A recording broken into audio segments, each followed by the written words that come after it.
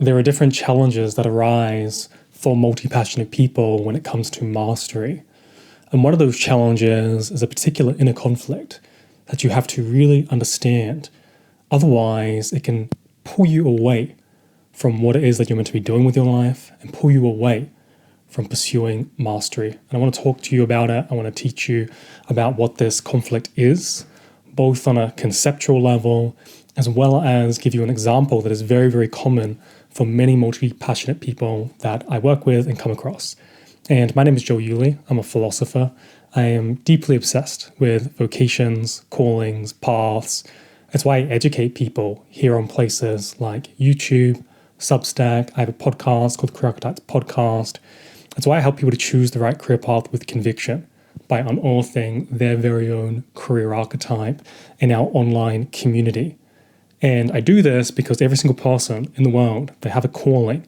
And it's just about making that calling come to consciousness, being aware of it, and then start to pursue it out in the world.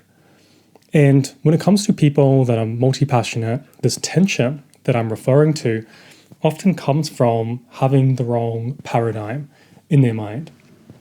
And this paradigm can stop them from properly viewing their path correctly, thinking about their path as if it is this very specialized, specific domain. And whilst your path will have a direction and it will have a thread that ties all these different things that you're interested in together, often this paradigm cuts away at some of the really important pieces of properly understanding your path. Now, this paradigm is simply thinking in terms of either or. So thinking through a subject or a domain or a skill and thinking, should I pursue this skill or should I pursue this skill? Should I pursue this subject or should I pursue this subject? Should I pursue physics or should I pursue painting? Should I pursue filmmaking or should I pursue yoga? Right? We're thinking through it in this either or way of viewing the world. And this can be quite destructive for people that want to pursue mastery, but also are multi-passionate. And so I want to explain this concept through a very common inner conflict that often needs to be resolved for people that are multi-passionate.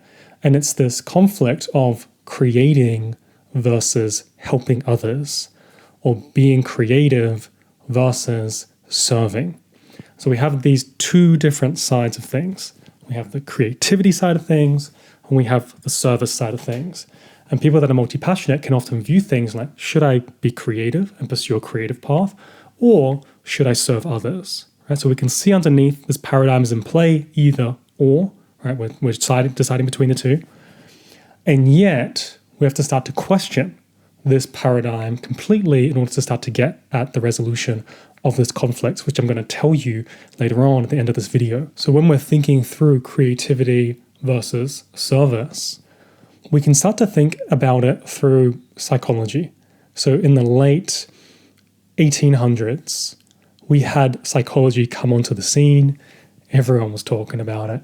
Everyone had an opinion on it. It was really surfacing into the cultural landscape and language. We got words like the unconscious, like repression, like archetypes, like people started to engage with dream analysis. And there was just this massive spark of creative insight into this entire space that was relatively untouched. Now, what's interesting here is that it was hyper creative. All of these ideas started flooding on in, and things that we hadn't even thought about before, we were starting to think through because we now had this new creative subject domain that was giving us insight. But it was creative in service of others, right? This doesn't exist without thinking through the problems that everyday people were going through. Right? Freud was sitting on his couch famously and having conversations and listening to people talk about their own experiences, finding out what was going on within their own internal landscape. And then essentially he was mapping out that landscape. Make no mistake, this was hyper creative. but it was also service orientated, right? So it was creativity and service of service itself. So when we're thinking about this, do I need to be creative or do I need to serve other people? Suddenly that paradigm starts to break down. We start to think, oh, okay, well, it's not really an either or decision here in the field of psychology.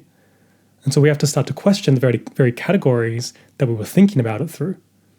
And us asking, do I need to be creative or do I need to serve others, isn't asking the right question because of the paradigms in our head of either or, which really is coming from this industrial perspective of fitting yourself into a category or a factory in order to make sure that you maintain work, is breaking down. And it breaks down for people that are multi-passionate and wanting to pursue mastery. And so we might look at that example and say, well, that's just one example, right? But what about people that make art, people that produce films? That's not really serving people. And we have to challenge this type of thinking once again.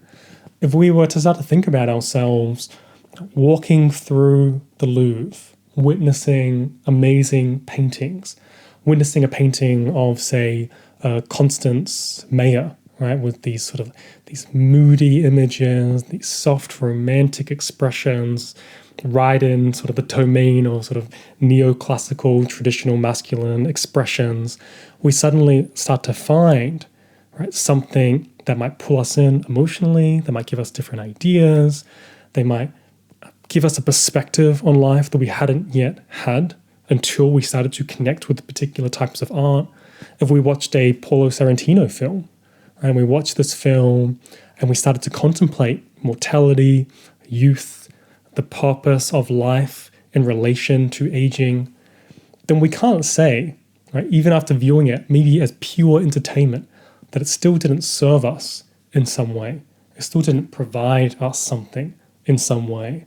So once again, we're questioning this paradigm of, is it creativity or is it service? Well, from particular perspectives, it's both, right? It is both being creative and it is also serving people. Now, we can also look at this and say, well, okay, well, there's certain vocal points, certain dominance of expressions where in the fields of art, you're going to get people that are pushing more towards creativity, and in more service-dominated roles, they're pushing more towards serving others. But we still have, right, creativity and service and creativity.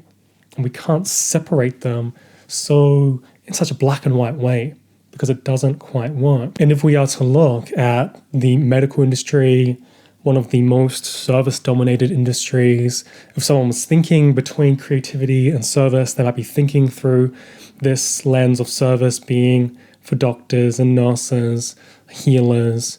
But if we look in this industry of medicine, we can find within it many different people who have brought forward innovations, creativity within the space. If we look at someone like an Ignaz Semmelweis, this person that was responsible for bringing in and getting people to wash their hands, right, saving millions of lives, continuing to this day to save millions of lives, simply from bringing in this creative act of making sure that people were doing the right hygienic practices. We see creativity embedded within the zone of service orientation. So this continues to lead us back to this idea of this paradigm, either or, not being very suitable or useful to multi-passionate people. Now, where this concept really starts to break itself down for multi-passionate people trying to pursue mastery is when they view it through subjects. They view things like, do I need to pursue art or do I need to pursue some sort of healing? Do I need to pursue painting? Do I need to pursue film? Do I need to pursue writing or do I need to pursue acting, right? They're really zoning in on breaking these up based on the subjects, which, like I mentioned a little bit earlier, it's coming from an industrial point of view, right? Because the Industrial Revolution was putting people into very specific places within larger categories or larger systems, and meant that people had to specialize in order to be able to provide and make sure that they were able to pay the bills. And having a real focus on zooming in on a very particular subject and thinking through this subject only within the domains of the subject itself actually ruins what the multi-passionate people can do best, which is the ability to interrelate different subjects, different forms of learning and knowledge, and find connection points between them, these overlaps, which spark insights, which spark an awareness in something that other people didn't see, didn't understand, or didn't know about. And it's this crossover that is so vital for people to be able to connect with in themselves. They do have many different interests. And so we're splitting ourselves up in a way where we don't actually need to split ourselves up. But because we're viewing it through this either or paradigm of which subject do I choose, which skill do I pursue, it ends up fracturing the path in such a way where it feels like I have to go this way or this way, and I can't pursue mastery because I can't bring everything, or I can't do everything, so I have to pick one thing. And yet there needs to be some sort of coherence. So it is true that you do need something of focus. You do need some point where you can go all in. But by subject, by interest, that's not how you want to do it. And so there's a new way that you need to start to view your path, which resolves this conflict between the either-or paradigm and the example that I'm giving of service versus creativity. And that is simply seeing your path through the lens of either a problem or a desire, right? Seeing a very specific problem or a desire. And by seeing it as a problem or a desire, suddenly you're not restricted by the different subjects that are being, or at least you're being told to pursue, that take you in very particular directions. If you pursue a problem, right, with relentlessness, like I'm going after this problem, then suddenly you're asking, how do I solve this problem? Rather than, is this within my subject domain? Is this within my area of expertise? Which, by the way, is very useful for people that are singular and domain focused. But as someone that is multi-passionate, the way that you're going to get to mastery isn't via that route. It's not going to get you there. You need to be focusing on something else. So a problem or a desire, and defining what that problem or desire is. It can evolve over time, and you get more awareness of that over time, and you start to identify what that core thread is. And you can do that very, very early on, or you can do that later on as an unfolding sort of process of things. The way that I did it was I did it very, very early on. And that's what I help people and teach people to do. But you can also sort of unfold it in real time. And that gives you the ability to have direction, to go step by step without having to, go right or go left and follow this subject and follow this interest over here. It allows you to go straight. And you're constantly asking, what subjects, what interests, what areas of curiosity can I use to help me to solve this problem, to help me to continue going forward? If it's a desire, the same thing. I'm pursuing this desire in this direction, right? I want to make the best film possible, right? The strong, solid desire. And rather than saying, okay, I can only view things through the lens of traditional filmmaking, you can start to be like, oh, okay, well, how do entrepreneurs do it? What do the artists do? How do they put colors together? Oh, that's interesting. Musicians put stories together like this. Well, maybe I can use some of their insights and bring it into this desire of pursuing film. And then suddenly you get opened up and you have access to all of these different interests and learnings and knowledge, and that is useful to you. Whereas before, if you were just pursuing something, as say, for example, in a subject, you're pursuing philosophy, and you can only pursue philosophy, then all these different areas, they suddenly become a nuisance, and you can't really pull on them and bring them in. And so this is why this is so powerful. And it also means that you're going in a very clear direction without having to limit yourself by the subject. And so what is the problem? What is the desire? And so here are some examples for you to understand what this looks like. The most famous example of them all is Leonardo da Vinci from the Renaissance period, who gave us the Mona Lisa, right? Amongst many different, or his collection of works that he produced. And it wasn't simply by learning his craft through art and learning that through an apprenticeship. That wasn't enough, right? Many different artists did that, but they didn't reach the levels that Da Vinci reached. He always went further because he wasn't after mastering his work in the way that it had been mastered within the domain itself. He was always looking at a core problem or a core desire, satisfying his curiosity and taking his work to the next level. That's why he started looking directly at nature in order to properly understand how to draw flowers. Right? He had to go into nature. That's why he dissected bodies. Right? I think it was something like 30 different bodies that he dissected to understand human anatomy.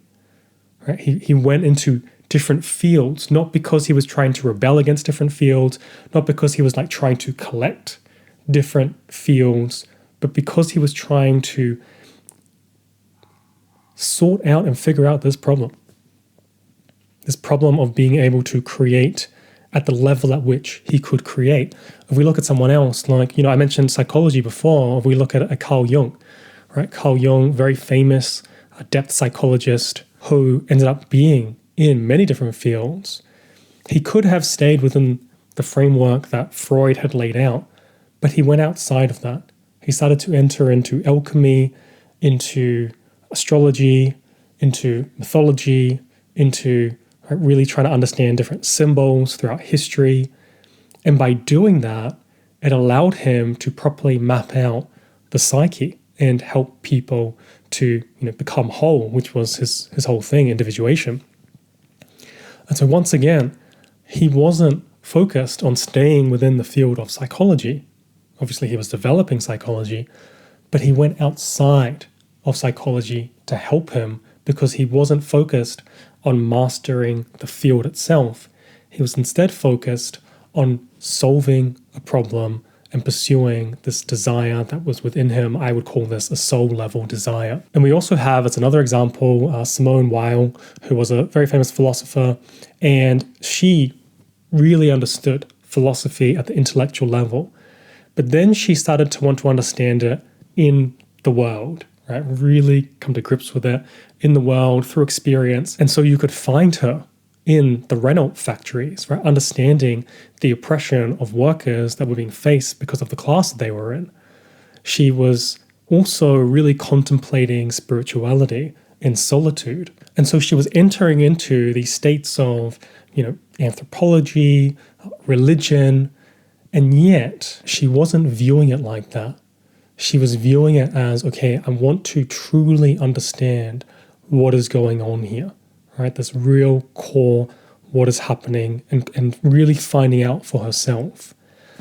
And so it's so important to break this paradigm of looking at things through subjects and instead starting to connect into, okay, what is the actual problem that you're trying to solve? Or what is the core desire that you're trying to pursue? And when that becomes clear, suddenly the breakdown of this tension, should I serve people or should I create for people, starts to dissolve. And you start to realize, I do whatever's best for the very thing itself. And so the question needs to shift from, should I pursue creativity or service, to what am I trying to do? Followed by, what do I need to learn in order to do that? And that is how a multi-passionate person properly resolves this conflict and starts to pursue mastery. And if you're interested in learning more about how I help people to choose the right career path with conviction by unearthing their very own career archetype, it's helped so many people with multiple different interests to know what their path is, then you can go ahead and check out the link below, and that link will take you to a place where it will explain our unearthing process, how I use many different interests in order to come to a finite conclusion of what your path is and how to pursue it in the world, financially, structurally, and overcome any sort of emotional or psychological hurdles along the way. So check out the link below.